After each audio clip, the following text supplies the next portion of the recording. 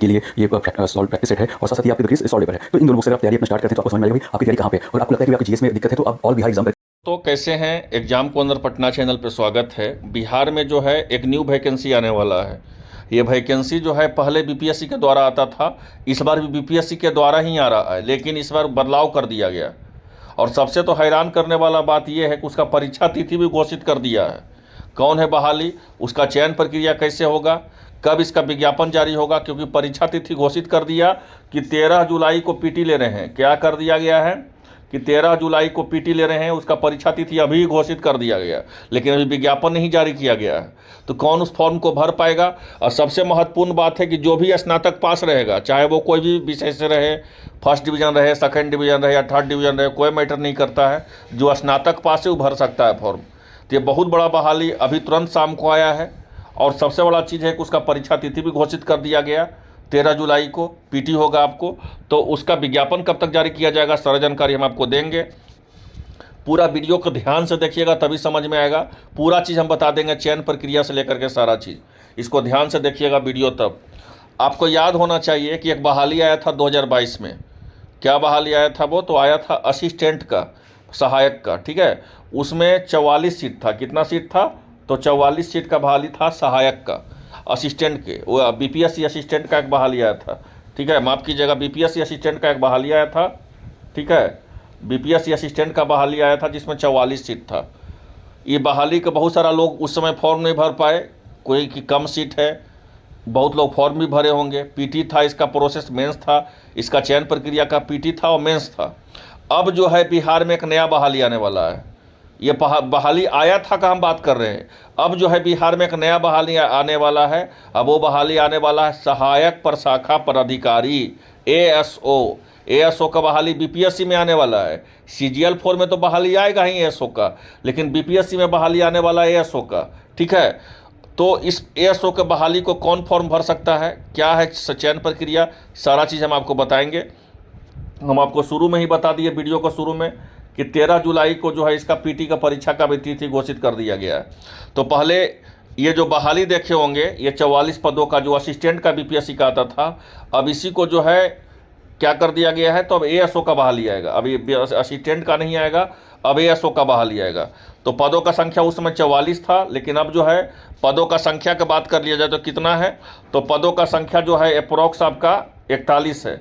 पदों का संख्या 41 है। 13 जुलाई को आपको परीक्षा तिथि भी घोषित कर दिया गया है कि 13 जुलाई को आपको पीटी लिया जाएगा। बीपीएससी का कैलेंडर जारी किया गया है और उस कैलेंडर में फिक्स कर दिया गया कि 13 जुलाई को हम क्या ले रहे हैं, तो पीटी ले रहे हैं। अब आइए चयन प्रक्रिया समझेंगे एएसओ का। जो एएसओ जिसको अब पहले असिस्टेंट बोलते थे, सहायक बोलते थे बीपीएससी के द्वारा, अब बीपीएससी ले रही है एएसओ का। पहले तो कोई भी विषय से आपका स्नातक है तो आप फॉर्म को भर सकते हैं एएसओ का। उम्र सीमा को लेकर के बात कर लें तो उम्र सीमा मिनिमम आपको 21 साल होना चाहिए, और मैक्सिमम जो है आपको कितना साल होना चाहिए जनरल कैटेगरी में, तो 37 साल होना चाहिए। कितना साल होना चाहिए? तो 37 साल होना चाहिए जनरल कैटेगरी में। और पिछड़ा अति पिछड़ा में पुरुष महिला को कितना होना चाहिए? 40 साल होना चाहिए। और अनारक्षित महिला को कितना होना चाहिए? तो 40 साल होना चाहिए। मतलब महिलाओं को 40 साल और पुरुष के जो है आपका अधिकतम उम्र कितना होना चाहिए? तो 37 साल होना चाहिए। लेकिन यहाँ पे ध्यान दीजिएगा एक महत्वपूर्ण बात, कि कोर्ट में मामला चल रहा है अधिक उम्र का। यहाँ पे हो सकता है उम्र सीमा जो है आपको 5 साल आपको छूट दिया जाए।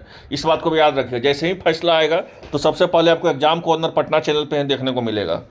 अब जो है इस फॉर्म को भरने के लिए आपको समान प्रशासन विभाग के द्वारा, आपको यहाँ पता ही ये सारा चीज़ होगा, इसका प्रोसेस होता है। तो सबसे पहले इसका चयन प्रक्रिया के लिए क्या है, जिसको एएसओ का जो बीपीएससी के द्वारा जो एएसओ का विज्ञापन आएगा, उसका चयन प्रक्रिया क्या है वो हम आपको बताएंगे। तो चयन प्रक्रिया के लिए जो है आपका बीपीएससी का, ठीक है, उसमें आपको 2 तरह का परीक्षा होगा, पीटी होगा और मेंस होगा। 2 चरण का परीक्षा होगा। प्रथम चरण में प्रारंभिक परीक्षा होगा, पीटी होगा। उसमें जो सफल करें पास, जो पीटी पास करेंगे उनको मेंस होगा, ठीक है। फिर पीटी और मेंस का आवेदन में दी गई सूचनाओं को भिन्नता होने पर जो है उनको मेंस से वंचित भी किया जाएगा। पीटी में अगर कुछ और आप इन्फॉर्मेशन दे दिए और मेंस में कुछ और इन्फॉर्मेशन दे देंगे तो आपको वंचित कर दिया जाएगा। अब जो है यहाँ पे देख लीजिए पीटी का सिलेबस क्या है। तो 50 नंबर का जीके जीएस, आपको 50 नंबर में आपको मैथ रीजनिंग, और 50 नंबर का आपको विज्ञान पूछा जाएगा, मतलब जो सिलेबस आपका बिहार एसएससी इंटर लेवल में है, CGL 4 में है या CGL 3 में जो दिए होंगे, वही सिलेबस आपका जो है ASO का भी होगा। ठीक है, 2 घंटा का होगा पेपर, 2 घंटा 15 मिनट का। इसमें आप किताब उताब ले जा सकते हैं, लेकिन ले जाता कोई नहीं है, एक ही दो मूर्ख रहता है जो ले जाता है, क्योंकि जब तक वो खोजेगा जब तक पता चलेगा कि समय ही लैप्स कर गया। ठीक है, पीटी का क्या सिलेबस है वो तो हम डिटेल हम आपको नेक्स्ट वीडियो में बताएंगे। फिलहाल हम इतना बता देते हैं, पीटी जैसे ही आप पीटी पास कीजिएगा फिर आपको मेंस के लिए बुलाया जाएगा। ठीक है, अब जो है मेंस का जो बात कर लें तो पहले मेंस में जो है आपको एक हिंदी पेपर आपसे पूछा जाएगा मेंस में।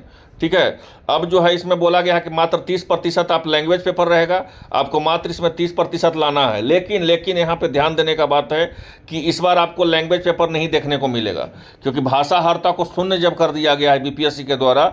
जब बीपीएससी टीआरई में देखे होंगे तो भाषाहरता को शून्य कर दिया गया, तो जब बीपीएससी टीआरई में जब भाषाहरता को शून्य कर दिया गया है तो यहाँ पे भाषाहरता का आपको इस्तेमाल नहीं किया जाएगा। तो इस बात को समझ लीजिए। तो आपका ये परीक्षा जो एक तरह से मेंस का जो एग्जाम है हिंदी का, ये परीक्षा ना के ही बराबर होगा।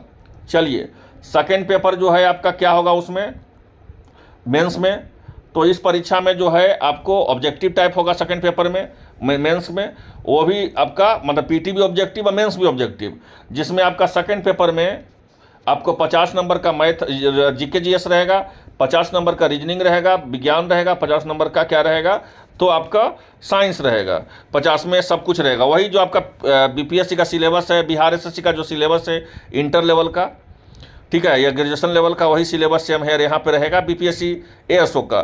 ठीक है, इसमें जो है निगेटिव मार्किंग 1 रहेगा, आपको 2 घंटा 15 मिनट समय दिया जाएगा। और यही है आपका मेंस का सिलेबस। ठीक है, अब मेंस का सिलेबस के बारे में विशेष हम बताएं आपको कि नेक्स्ट वीडियो में डिटेल्स हम चर्चा करेंगे, क्योंकि इसमें रिजल्ट उसी का होगा जो प्रीवियस ईयर का क्वेश्चन पढ़ेगा। सिंपल सी बात है, क्योंकि सारा तो प्रीवियस ईयर के सवाल से ही पूछा जाएगा।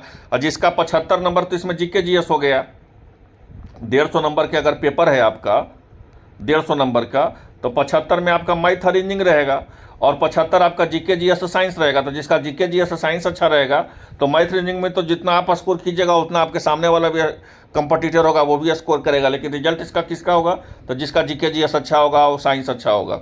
तो साइंस जीके जीएस अच्छा करने के लिए क्या करना है आपको, तो ज़्यादा दिमाग नहीं लगाना है। जो भी बिहार में आज तक पूछा गया है सवाल, बिहार में जितना भी एग्जाम हुआ है बिहार में जो पूछा गया है उसी का प्रीवियस ईयर का क्वेश्चन पढ़ लीजिए, जिससे जो है आपका कल्याण हो जाएगा।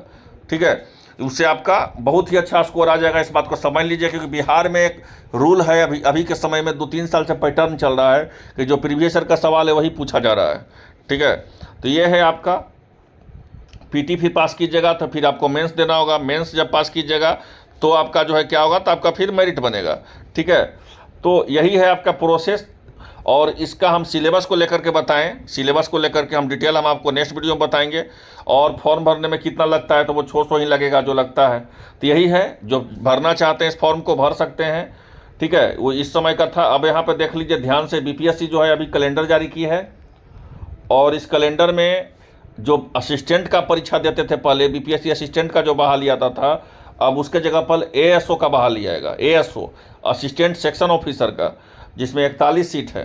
ठीक है, 41 सीट का है। ठीक है, अब इसका पीटी परीक्षा जो है 13 जुलाई का आपको पीटी का परीक्षा का तिथि भी दे दिया गया है। तो एक बहुत बड़ा मौका है आपके लिए, गोल्डन अपॉर्चुनिटी है। अगर आप चाहते हैं इसमें तो सिलेक्शन ले सकते हैं। थोड़ा सा तरीका चेंज करना होगा और नोट्स लेना है तो 149 रुपये में बिहार में जितना पूछा गया है उसका प्रीवियस ईयर का हम क्वेश्चन दे सकते हैं। तो मिलते हैं इस वीडियो में, धन्यवाद।